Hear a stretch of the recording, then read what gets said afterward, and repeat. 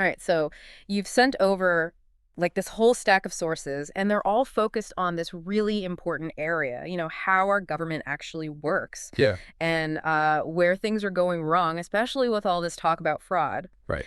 And of course, what we can actually do about it. Like, are there any real solutions to get our finances in better shape?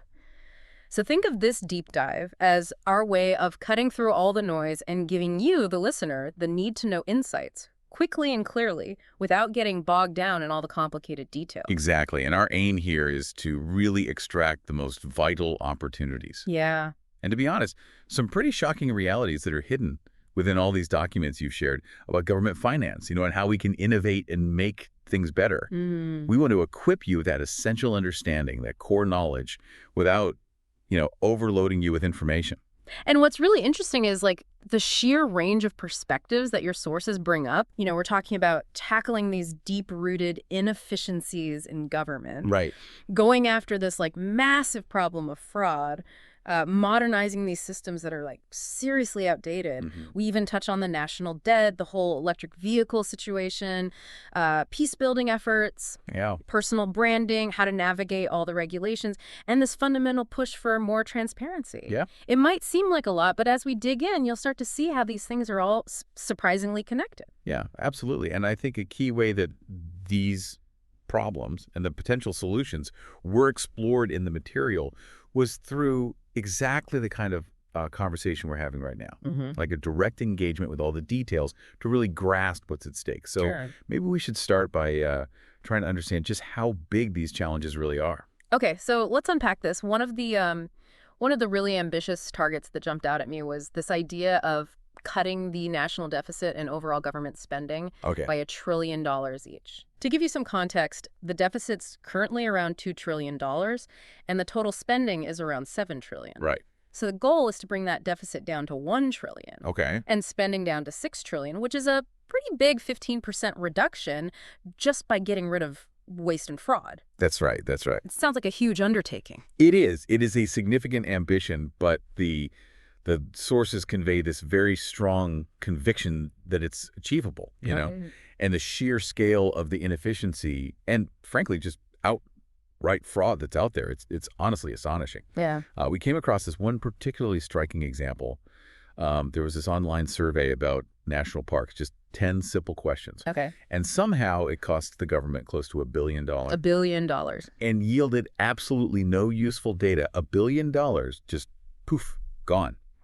And what this really highlights, the key insight here, is the unbelievable lack of oversight that can exist, leading to this like monumental waste of taxpayer dollars on these projects that have zero return. So this really underscores the urgency of the reforms we're going to talk about.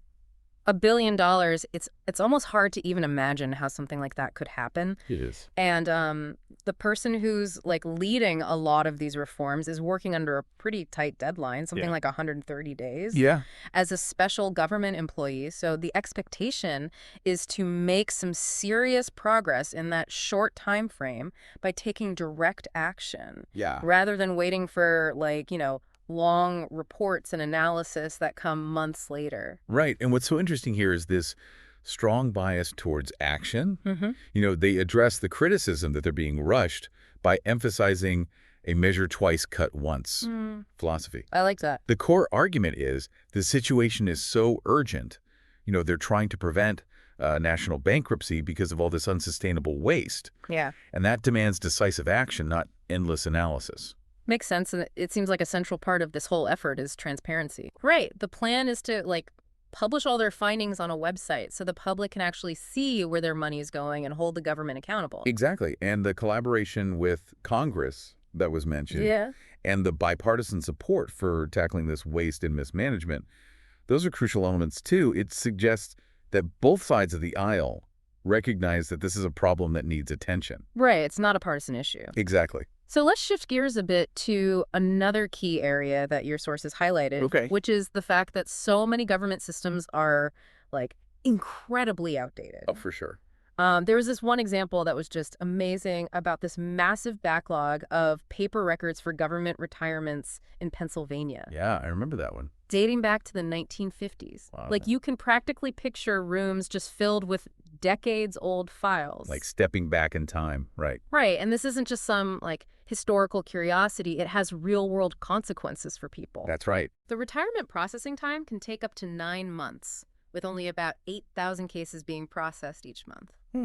The goal is to basically digitize the entire retirement system. Right. And cut that processing time down to just a few days. That would be amazing. It would be. And it shows how modernization can actually improve people's lives and make government services way more efficient. Absolutely. And this points to a much bigger issue, which is that these core government IT systems, the ones running Social Security, the IRS, are just ancient. So Some are over 50 years old. I know. It's unbelievable. And since one of the people deeply involved in these reforms has a background in software engineering, Right.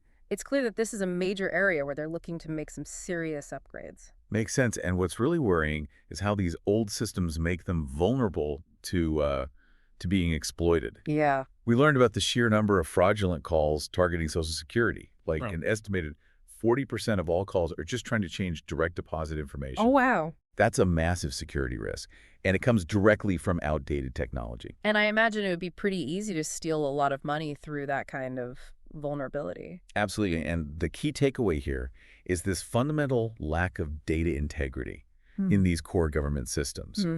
And that creates massive vulnerabilities for fraud and really impacts the accuracy of vital services. Right. People depend on these systems to work properly. Exactly. And of course, anytime there's talk about changes to Social Security, people get nervous. Oh, for sure. But the emphasis here is really clear.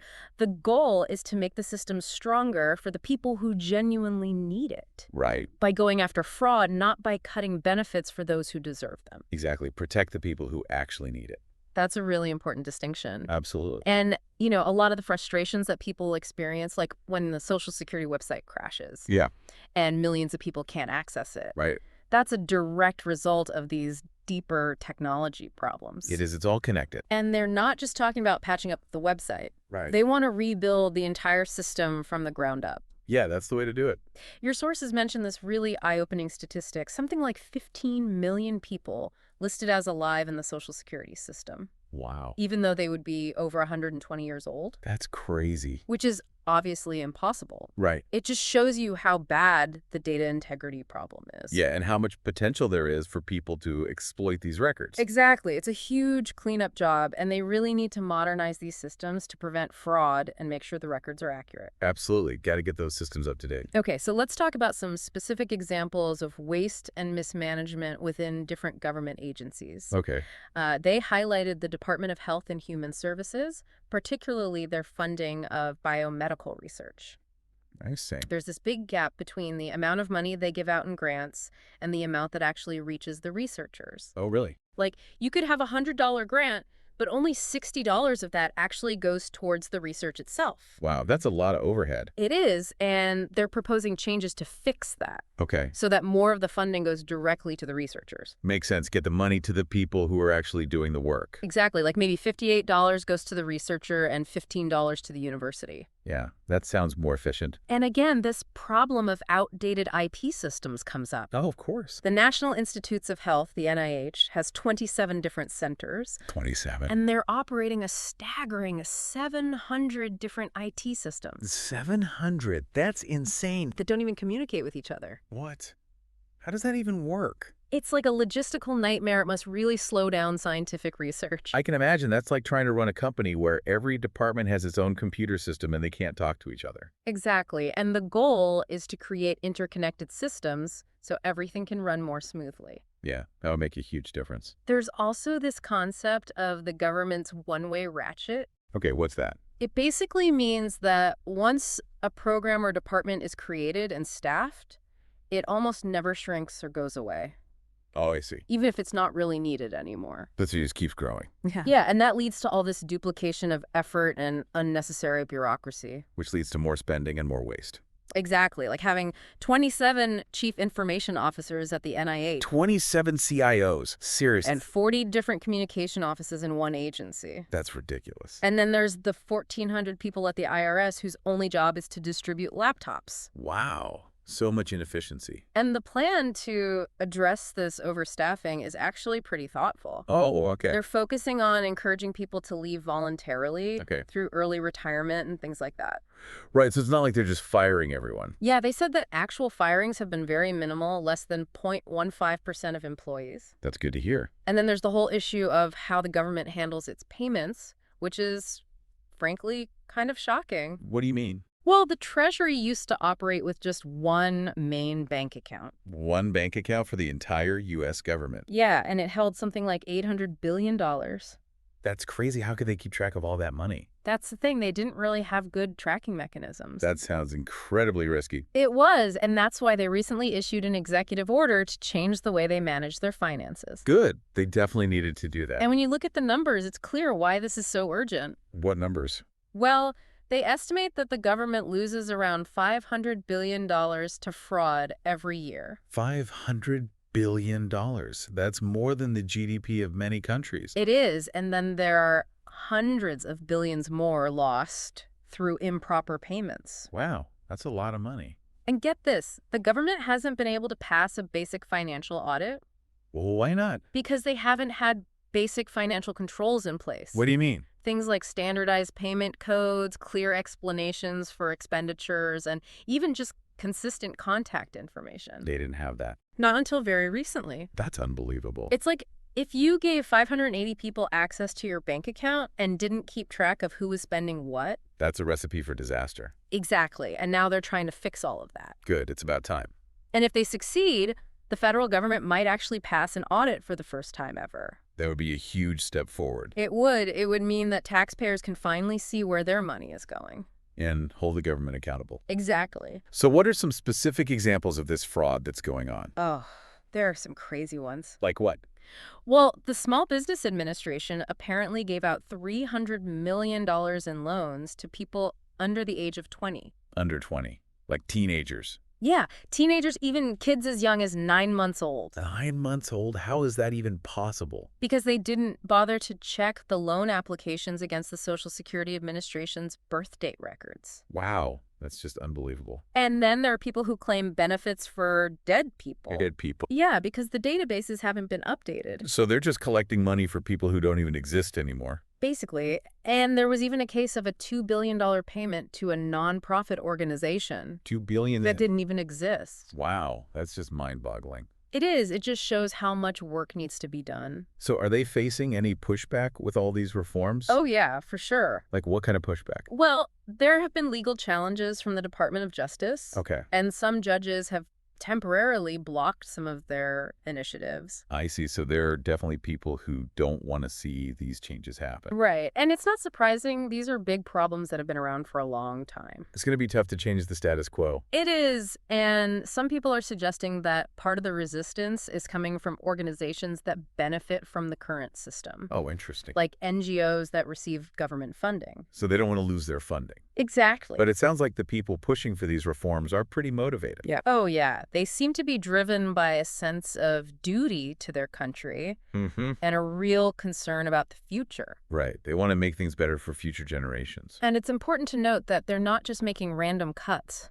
Okay. They're trying to be strategic about it. And they're trying to help the people who are affected by the cuts. Right. They're offering generous transition programs for departing employees. Yeah, that's good. So it's not like they're just throwing people out on the street. Right. It's a more humane approach. And they're really trying to apply the principles of the private sector to government. That makes sense. Businesses have to be efficient to survive. Exactly. And they're pointing out that if a private company ran its finances the way the government does, Yeah. it would go bankrupt. And probably face some serious legal trouble. Right. And one of the biggest challenges is getting all these different government databases to talk to each other. Yeah, I can see how that would be a problem. They compared it to painful homework, but it's essential if they want to prevent fraud.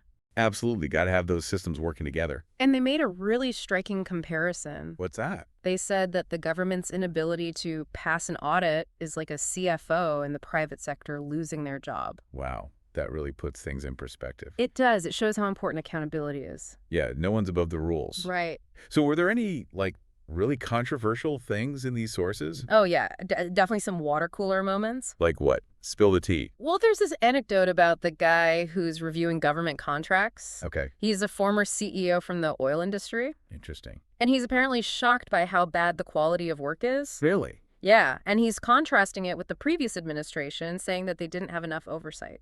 That's a pretty bold statement. It is, and they even described this whole government reform effort as the biggest revolution since the founding of the country. Wow, that's a huge claim. It is, and they're expecting a lot of pushback, especially from people who are benefiting from the fraud. Yeah, that makes sense. No one wants to lose their gravy train.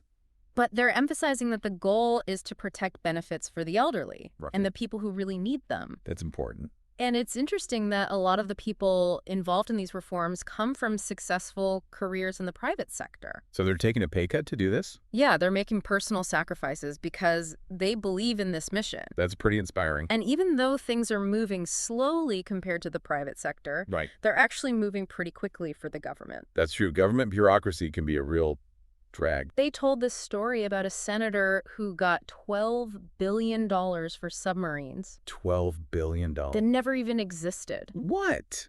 How is that even possible? It just shows how much waste and unaccountability there has been in the past. Wow, that's a crazy story. And then the discussion took this really unexpected turn. Oh, what happened? Well, they started talking about the violence and vandalism that's been happening at dealerships. Dealerships. Like car dealerships. Yeah, apparently it's being fueled by this extreme political rhetoric. That's scary. It is, and the ironic thing is that a lot of the targets are electric vehicle dealerships. Electric vehicles. So they're attacking dealerships that are trying to sell environmentally friendly cars. Exactly. It just shows how crazy things have gotten. Yeah, that's really messed up. And then they talked about the personal toll that all this negative rhetoric is taking on people and how they're being labeled with these extreme political terms.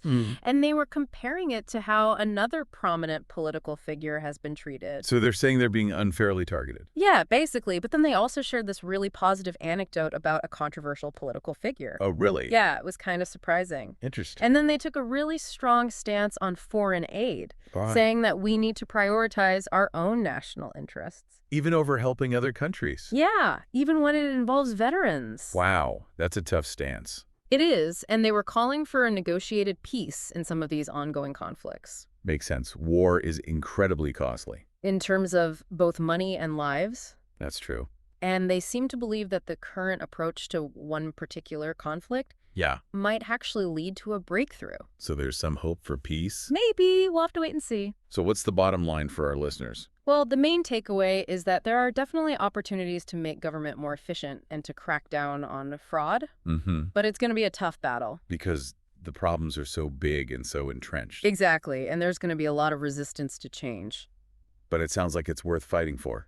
It does. The stakes are really high. Yeah, the future of our country is at stake. And we hope that this deep dive has given you a better understanding of these complex issues. Yeah, we've tried to cut through the noise and give you the key insights. And hopefully you've learned some things that you didn't know before. Like about the $1 billion survey. And the loans to infants? And the fact that the government can't pass a basic audit. It's pretty shocking stuff. It is, and we want to leave you with one final thought. Okay. Think about the systems in your own life. Yeah. The ones that seem inefficient or unfair, and ask yourself, what can you do to change them? That's a good question. We all have a role to play in making things better.